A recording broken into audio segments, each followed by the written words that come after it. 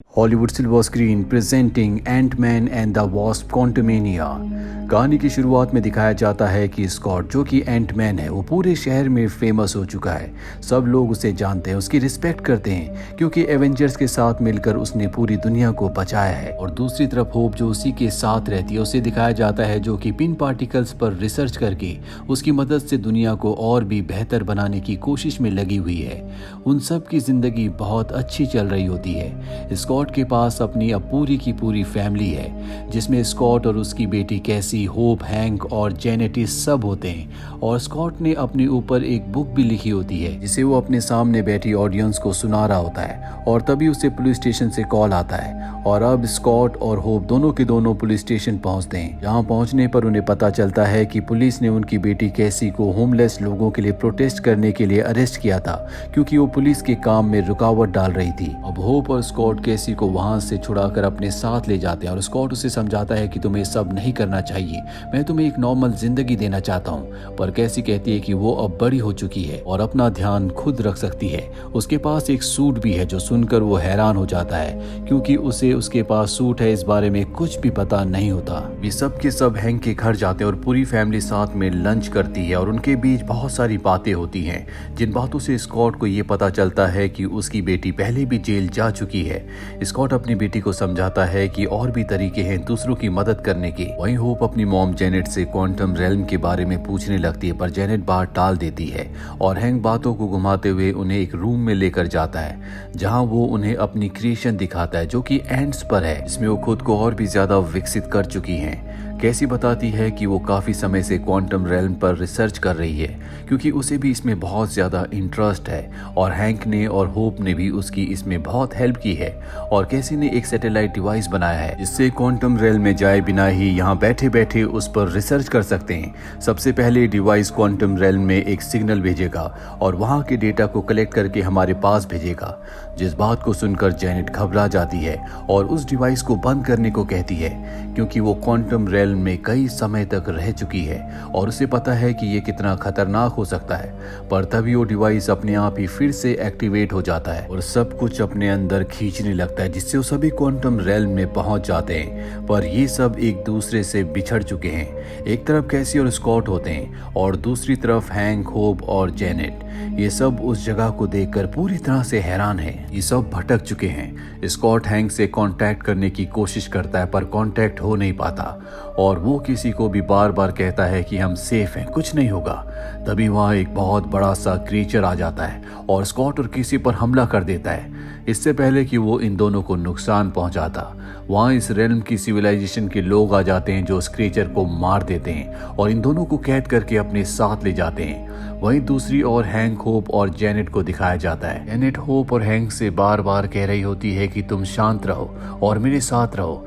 दरअसल वो यहाँ पर 30 साल पहले बिता चुकी है, इसीलिए उसे इस जगह के बारे में सब कुछ पता होता है। वो स्कॉट और केसी को ढूंढने के लिए मदद मांगने के लिए एक रेगिस्तान में जाती है जहाँ पर वहाँ के रहने वाले लोगों की एक फौज होती है जिनसे बात करने के लिए जेनेट आगे जाती है और उनके लीडर से फाइट करने लगती है। पर तब पता चलता है कि वो इस लीडर को जो कि एक क्रीचर है पहले से जानती है, ये उसका दोस्त होता है। और अब जेनेट उससे लॉर्ड क्राइलर के बारे में पूछती है। वो उसे क्राइलर के बारे में बता देता है, उसे वहां तक जाने के लिए सवारी भी देता है। स्कॉट और केसी को दिखाया जाता है जिन्हें उन लोगों ने बंदी बना रखा होता है पर वहां के उन लोगों की भाषा उनको समझ में नहीं आ रही होती। तो वो लोग स्कॉट और केसी को एक लिक्विड जैसी चीज पिलाते हैं जिसके बाद उन दोनों को उनकी भाषा समझ में आने लगती है। पहले तो वो सब लोग उन्हें अपना दुश्मन समझ रहे होते हैं पर एक आदमी वहां उनका दिमाग पढ़ता है जिससे उसे पता चलता है कि इन लोगों से उन्हें कोई खतरा नहीं है और ये सच कह रहे हैं कि ये ऊपर पृथ्वी से यहाँ पर आए हैं। तभी उन लोगों की लीडर आ जाती है और कहती है कि तुम उसका शिकार हो और तुम्हें ढूंढने को कैंग आता ही होगा जिसने इस जगह को नर्क बना दिया है। वहीं हैंक, होप और जेनेट एक बार में पहुंचते हैं। जेनेट हैंक और होप को भी वो लिक्विड पीने को कहती है जिसे पीने के बाद केसी और स्कॉट ने उन लोगों की भाषा को समझना शुरू कर दिया था। इसके बाद यहाँ पर क्राइलर आता है जिससे जेनेट मदद मांगती है क्योंकि एक समय पहले उन दोनों ने एक साथ मिलकर कैंग के विरुद्ध विरोध किया होता है और उनके बीच बातें हो रही होती है। तभी क्राइलर कहता है कि तुम और तुम्हारे साथी यहाँ है। फॉर्मूला यानी कि पिन पार्टिकल्स कैंग को दे दो क्योंकि उसे अपनी बात मनवाना अच्छे से आता है। पर जेनेट को ये बात अच्छे से पता है कि कैंग को जो चीज चाहिए अगर उसे मिल जाए तो पूरी दुनिया खतरे में पड़ जाएगी और वो ऐसा नहीं होने देना चाहती। लॉर्ड क्राइलर उन्हें कैंग के पास ले जाना चाहता है पर जेनेट उन पर हमला कर देती है। उनके बीच लड़ाई होती है और बचते बचते उनके हाथ एक स्पेसशिप लग जाता है जिसे हैंक उड़ाता है और वो लोग वहां से निकल जाते हैं। वहीं दूसरी ओर वो लीडर जिसका नाम जेंटोरा है वो स्कॉट को बता रही होती है कि कैसे कैंग ने उन पर हमला किया, कैसे अपना एम्पायर खड़ा किया। कुछ लोग भाग गए और जो बच गए वो हमारे साथ मिलकर उनके खिलाफ लड़ने में मेरी मदद करते हैं। और तभी वहां पर कैंग के सिपाही आ जाते हैं जिनका लीडर मोडुक होता है। ये सब उनसे लड़ने लगते हैं पर जैसे वो लोग जेंटोरा पर भारी पड़ने लगते हैं तभी कैसी उनकी मदद के लिए उनके पास जाती है क्योंकि कैसी के पास भी उसका सूट मौजूद था और उनके पीछे स्कॉट जाता है। ये दोनों सबके साथ मिलकर उनसे लड़ते हैं पर कैंग की टीम उन पर भारी पड़ने लगती है और मोडुक जैसे ही अपना फेस स्कॉट को दिखाता है तो वो शॉक्ड हो जाता है क्योंकि वो उसका पुराना दुश्मन था जो यहाँ क्वांटम रेल में फंस गया था जिसे कैंग ने अब किलिंग मशीन बना दिया होता है। वही जेनेट अब होप और हैंक को अपना सच बता देती है जो वो उन सब से इतने समय से छिपाती रही। वो कहती है कि जब मैं क्वांटम रेल में थी तब मैं कैंग से मिली। उसने कहा कि वो बस एक ट्रैवलर है और उसका स्पेसशिप खराब होने की वजह से वो यहाँ पर फंस गया है। उसका स्पेसशिप मल्टीवर्स में ट्रैवल कर सकता था और साथ ही मुझे भी अपनी बेटी होप से मिलना था। तो कैंग ने मुझे दिलासा दिया कि अगर ये स्पेसशिप ठीक हुआ तो मैं वादा करता हूँ कि तुम्हें तुम्हारी टाइमलाइन में वापस भेज दूंगा जहाँ से तुम आई हो। जिसके बाद मैंने उसकी हेल्प की। कैंग का स्पेसशिप उसके माइंड से चलता है क्योंकि वो उसके ब्रेन से कनेक्ट होता है और उसके लिए हमें क्रिस्टल ऑर्ब को चार्ज करना पड़ा और एक टाइम बाद हमने ऑर्ब को चार्ज कर दिया। पर जैसे मैंने डिवाइस को छुआ तो मुझे कैंग की सभी मेमोरीज दिखाई देने लगी। इसमें उसने कई यूनिवर्स, कई प्लैनेट्स को पहले ही तबाह किया होता है और बस मुझे सिर्फ बर्बादी ही बर्बादी दिखाई दी।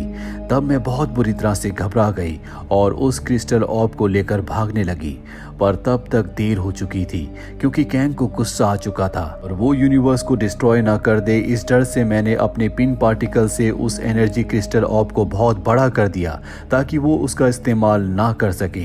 फिर मैं पूरे क्वांटम रिल्म में उससे छुपती रही, अपनी जान बचाती रही जब तक तुमने मुझे बचा नहीं लिया। जबकि जेनेट ने सब कुछ बता दिया तो ये तीनों डिसाइड करते हैं कि वो कैंग को उस एनर्जी ऑर्ब लेने से रोकेंगे। फिर ये तीनों यहाँ से निकल जाते हैं उस ऑर्ब की तलाश में।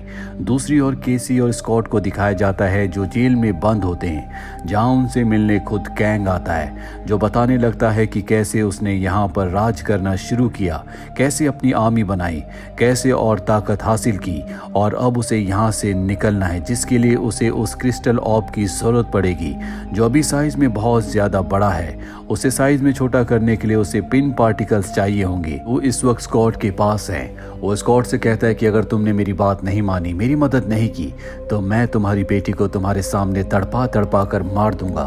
स्कॉट उसकी मदद करने के लिए मान जाता है और जैसे स्कॉट उस ऑर्ब के सेंटर में जाता है इसके बाद उसके कई सारे डुप्लीकेट्स वहां बनने लगते हैं जिससे उसे कुछ भी समझ में नहीं आ रहा होता कि यहाँ पर क्या हो रहा है। स्कॉट कुछ नहीं कर पा रहा होता पर वो धीरे धीरे अपने दिमाग पर काबू पा लेता है जिससे वो सभी डुप्लीकेट्स मिलकर उसकी मदद करने लगते हैं। पर फिर भी वो वहां तक उस ऑर्ब तक नहीं पहुंच पाता और वहां से वो सब नीचे गिरने लगते हैं। पर तब तक होप को स्कॉट का सिग्नल मिल चुका होता है और वो उसी वक्त वहां उसकी मदद करने आ जाती है।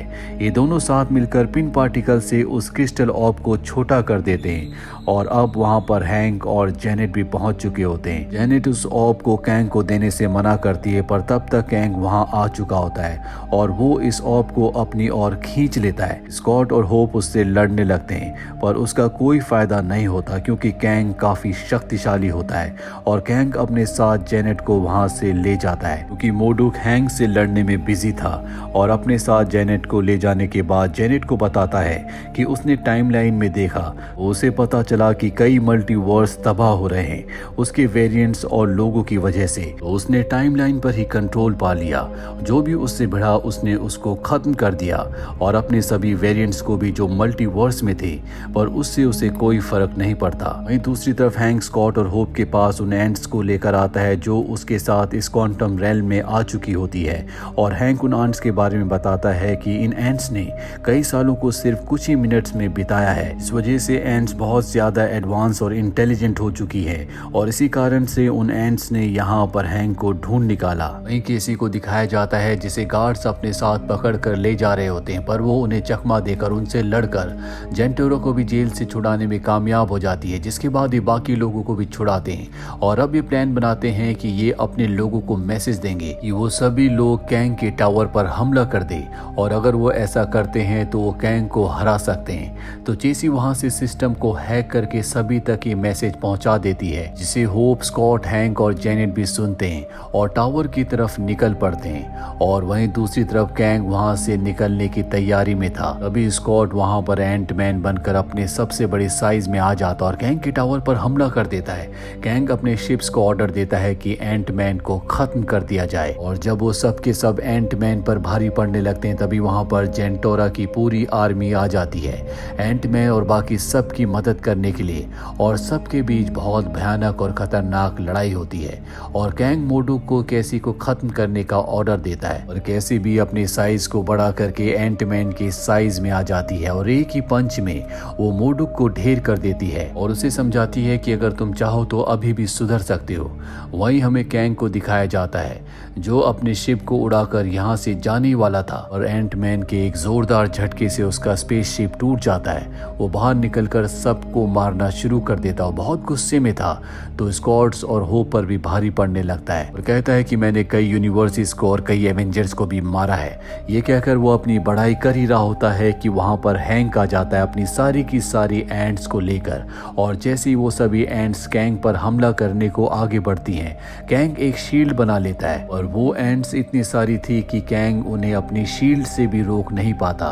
उसकी शील्ड टूट जाती है और एंट्स कैंग पर हमला करने लगती है। वहीं मोडुक को केसी की बात समझ में आ चुकी होती, इसीलिए वो अच्छे काम करते हुए मारा जाता है और उसके बाद जेनेट, हैंक और बाकी फैमिली को मैसेज देती है कि जल्दी ही टावर में पहुंचो, घर जाने का एक आखिरी रास्ता है पर अब ज्यादा समय नहीं है। तो वो सब जल्द ही टावर में पहुंचते हैं जहां जेनेट ने उस एनर्जी ऑर्ब का यूज करके एक पोर्टल बनाया था अपनी दुनिया में वापस जाने के लिए और सभी लोग एक एक करके उस पोर्टल के थ्रू वापस जाने लगते हैं और लास्ट में एंटमैन को यानी कि स्कॉट को कैंग ने पकड़ लिया था और वो खुद जाना चाहता है पर स्कॉट उसे रोकता है। उनके बीच लड़ाई होती है और स्कॉट पिन पार्टिकल्स को उसी एनर्जी ऑर्ब के पास फेंक देता है और जैसे कैंग वहां से उस पोर्टल की ओर भागता है तभी होप उसे झटके से उसी एनर्जी ऑर्ब के पास फेंक देती है, जिससे टकराते वो कैंग को जकड़ लेता और जिसके फटने से कैंग वहीं मारा जाता है। पर उसी के साथ वो पोर्टल भी डिस्ट्रॉय हो चुका है। पर ये दोनों खुश होते हैं क्योंकि इन दोनों ने कैंग से दुनिया को बचा लिया है। क्वांटम रेल्म के लोग भी इनसे खुश है कि इन्होंने कैंग से इन सबको हमेशा के लिए आजाद कर दिया।